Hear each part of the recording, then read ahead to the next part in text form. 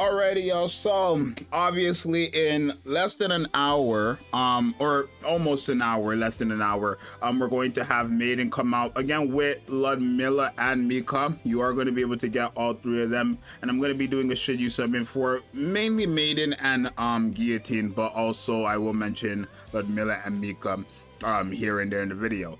But yeah, let's head to my Twitter where I actually gave some of my opinions, and then we'll talk about if you should summon or not. So let's start off with Maiden, since she's the character coming first. And I literally said, thank you, Nikke. 2 for 2 this year with 2 very powerful Elysion units. The new Maiden Ice Roll is practically Cinderella 2.0. I wouldn't say 2.0. I mean, I would say 2.0, but like not in terms of she's better than Cinderella. Just like another version of Cinderella. Whether she's like higher or lower, she's basically just like another form of Cinderella. Like Mew and Mewtwo, essentially, right? Not only does she support electrical DPSs by a huge amount, and I'm gonna get into that, but she stacks over 60% HP and skills of final max HP, dealing huge damage. Are you summoning? And I think you should summon for this character. I think out of both of them, Maiden is the character you want to have, right? Especially since everybody just summoned for Cinderella. There's no way your team is going to have Cinderella and not Maiden on it. It generally doesn't make sense in my opinion, especially since Cinderella's best partner before Maiden, and even still after Maiden, is Rouge, who, guess what, Rouge is also Maiden's best partner. And how Rouge works is that she supports the 2 people beside her, so Cinderella on the left side, Maiden on the right side, which is good because you want Maiden to use her burst skill second, and I'm going to get into that again. But literally, if you have Cinderella, you want Maiden. She's way too powerful, just a buffer for any future electric characters guaranteed, and you can't get her again until next year. And then after next year, if you don't get her, you don't have another chance of getting her. Because I haven't made the video yet, but it seems like reruns only happen one time and never again. And then we're going to talk about that, like I said, in another video. So let's talk about it for a second, right? What's very crazy about this character is her first skill and how it works with her second skill and her burst skill. And what I'm talking about before I get into the MP stuff is her HP. Max HP 6.34% without restoring HP for 15 seconds. That stacks up to 10 times, and then giving herself an attack of 3.2% of the caster's final max HP as a defender is ridiculous, right? If you want a kind of understanding of what that is, here, Cinderella gives herself a 1.6 continuously attack buff. HP buff. No, that's HP buff that stacks up to 12 times. And then has a 2.71% of, attack of the caster's final max HP. That's what Cinderella has. Maiden has a 3.2, but her max HP is increasing by 60 something percent, like 66, 65, maybe 67%, right? Which is a bit ridiculous, because then again, Rouge is giving an additional 10, an additional 20, an additional 30, and then an additional, guess what, 15 here as well, and an additional 5. So Maiden, Rouge, and Cinderella is just dumb, right? And then obviously when you have MP, all electrical allies except herself is going to have the strong element, but when you are using her burst skill, she is going to give strong element to herself, and then everybody else that's an electric code is going to lose it. So by having Maiden as the second burst 3 on the team, you're basically going to have the strong damage a strong element by 40.9% for 10 seconds, and then the 20.9% of caster's attack for 10 seconds when HP is replenished, or MP is replenished. And then the moment you use Maiden's burst skill, she's gonna have 0 MP, because she loses all MP when you use her burst skill, and then she's going to give herself the second part of that second skill, right? She does big damage though. I think a lot of people are saying to skip, and it's understandable. The next character after Maiden and Guillotine is a Pilgrim, so it makes sense why people would say to skip. But they're way too good. Both get Cinderella. I'm all over the place, so it's down near 3 o'clock in the morning, please.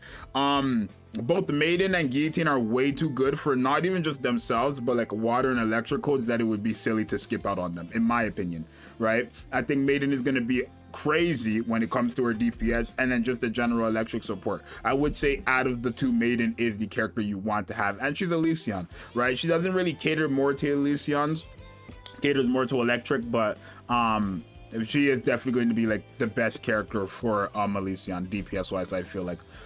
So that's my thoughts on if you should summon for Maiden. Now if we go to Guillotine, I ended up saying tears in my eyes. Elysion is finally saved. The new Guillotine Winter Slayer is a powerhouse water Elysion DPS. She gets stronger the higher her level increases in the battle. Not only that, but she buffs up other water code units damage by a decent amount. Are you excited? A lot of people said they're excited. A lot of people, like they always say, is let me wait until she actually comes out to see if I'm excited or not, which is fine. But she is going to be very good as well, right? It's not hard to do the math. 1.8%, 1.81% that stacks up to 100 is 181% attack buff, right?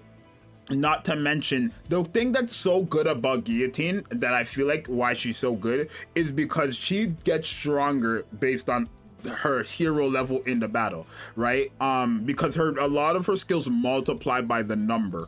For example, her burst skill deals continuous damage equal to 20% of final attack multiplied by the hero's level every second for 10 seconds. If her level is, for example, 5, that's 100% damage dealt, or final attack, I guess, dealt to the enemy for 10 seconds, basically. That's 1,000%, right?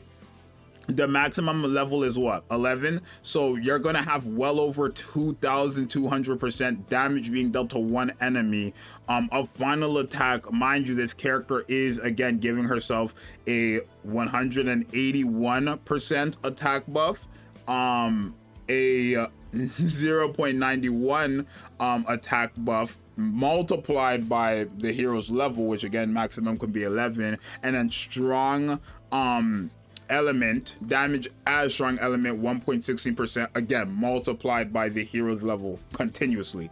So yeah, Guillotine is going to hit hard. She gives herself attack damage and all other water code allies attack damage, even more strong element. But both of them are kind of must-haves. I would say both of them are kind of must-haves, especially since you cannot get them again later. Like you can get the new Pilgrim, you can get anytime, and it's gonna be a bit hard for me to tell you guys, okay, skip out on these characters and just wait for the new Pilgrim, because you can't really do that, right? It's either you go for these two characters and the Pilgrim, or you skip these two characters and the Pilgrim. The only thing is, after these banners, there's gonna be so many like must summon banners, right? The new Pilgrim is probably gonna be a must summon. If the rerun is Black Shadow Scarlet or Red Hood, it's still a must summon because both of them are cracked. And then you have the step up banner that gives you 4 discounted multis, and then after the 4th step you're able to pick any character from the beginning of the game till now that is not a Pilgrim or limited. So it's kind of like, do you have the money?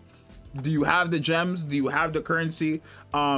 If you don't, then you don't. But if you do, then I would say try your best to get all, like, everybody, because there's just no possible way you can skip out on Guillotine and Maiden being as good as they are. I just think it's funny how some people are saying, oh, they're gonna skip, but we all sit here for 2 years straight begging for a good Elysion character. Now we finally get two. We finally after 2 years get 2 very good Elysion characters, and people are talking about, oh, I want to skip because they came right before a Pilgrim. Like, you guys can skip, but I'm not skipping. I'm sorry, especially if I have Cinderella and Maiden. Doesn't really make sense. Now as for Ludmilla, let's talk about her. I would say Ludmilla is a character you should summon for. I think her and Guillotine is going to be the combo, right? And I think Cinderella and Maiden is the combo. That's kind of the combo. So Rouge, Cinderella, and Maiden is one team. Guillotine and Ludmilla is another team, right? Ludmilla is the water character, so she's getting buffed by Guillotine automatically. And then when you're fighting a boss, which is mainly going to be helpful for the boss, just after 60 normal attacks, Ludmilla puts damage taken on the boss. Damage taken increased by 12% on the boss. That's going to be very helpful for not only Guillotine, but everybody on the team. So it kind of makes sense for you to run both of them together as well.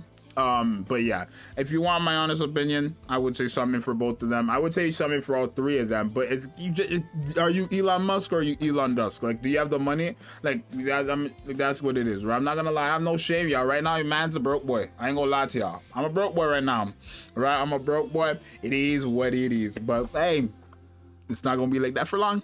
Anyways, it's your boy Zxous. Let me know what you guys think. Let me know if you guys are summoning, and if you guys want to go ahead and follow my Twitter, because that's where I be posting my stuff and sharing my opinion with you guys. You guys can go ahead and do that. And I will probably, I might not even summon right away, and I might do a giveaway. We'll see. And then I guess, you know, who can pick the winner. We'll see about that. But it's your boy Zxous. I will see you guys next one. I'm out. Peace.